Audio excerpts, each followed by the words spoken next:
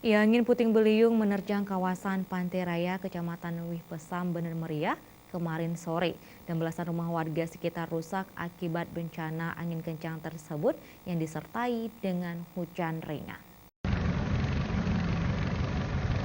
Keluar dia. Itu anginnya tuh.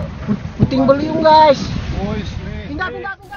Inilah detik-detik angin puting beliung melanda kawasan Pantai Raya, Kecamatan Wih Pesam, Kabupaten Bener Meriah kemarin sore yang direkam oleh warga yang melintas saat kejadian, di mana sejumlah material atap rumah warga berterbangan di udara.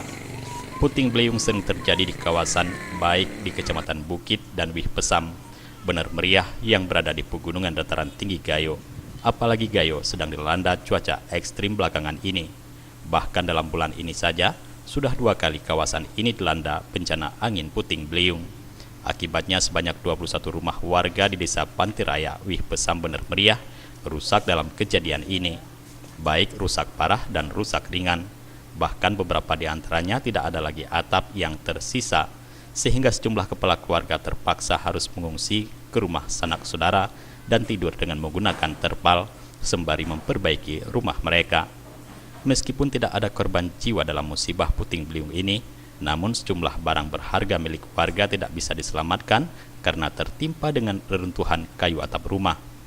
BMKG Belang Bintang sebelumnya telah mengeluarkan peringatan dini potensi cuaca buruk yang akan melanda sejumlah kawasan di Aceh.